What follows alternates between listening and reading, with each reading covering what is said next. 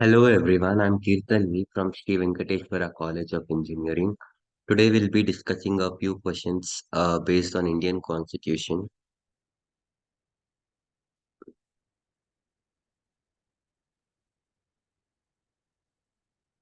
So Indian Constitution and its necessity. When was the Indian Constitution adopted? So it was adopted on 26th Jan 1950.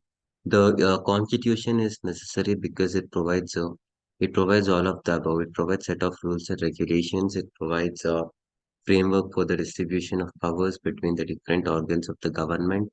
It also provides a mechanism for resolving conflict. Which of the following objectives was not a part of Constituent Assembly's role? Conducting foreign policy negotiation. Which of the following features is not a salient feature of the Indian Constitution? Monarchical form of the government is not salient feature of the Indian Constitution. The Constituent Assembly first met on 9th December 1946. Fundamental rights building. Which of the following is not fundamental right guaranteed by the Indian Constitution? So right to property is not the fundamental right guaranteed by the Indian Constitution. Which fundamental right can be restricted to maintain public order and morality? Right to freedom of speech and expression. Which fundamental right can be suspended even during national emergency? Right to constitutional remedies is a fundamental right that can be suspended during national emergency. How many fundamental rights are there? And it's been guaranteed by the Indian Constitution. So there are six fundamental rights guaranteed by the Indian Constitution. Fundamental rights, it can be suspended on the restrictions on the grounds of national security and public order. So DPSP, Directive Principles of State Policy, and its present relevance in Indian Constitution. The DPSP aimed to establish social and economic goals for the state. The DPSP of the state policy serve as legislator and executive.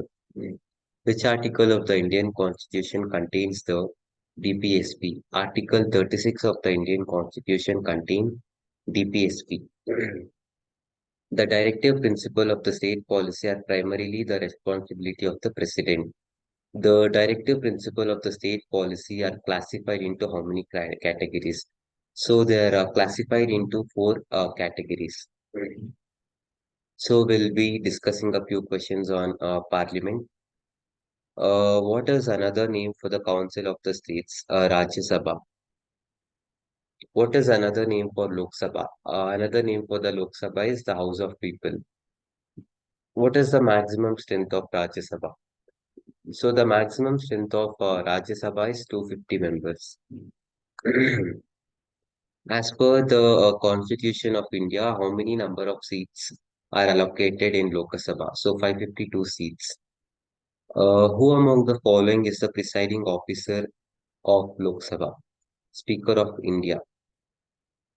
Now, some important constitutional amendments. By which of the following constitutional amendments the right to property has been deleted? So, by 44th Amendment of the Indian Constitution, the right to property has been amended. Which among the following articles were added as DPSP by 44th Amendment of 1978? So, Article 38. Creation of new state requires a majority for constitutional amendments. So, it just requires simple majority. So, which constitutional amendment is related to the education? 86th Amendment is related to education. So, GST was introduced as which Amendment Act? So, GST was introduced as a 101 Amendment Act. So, this is all about a few important questions. Thank you.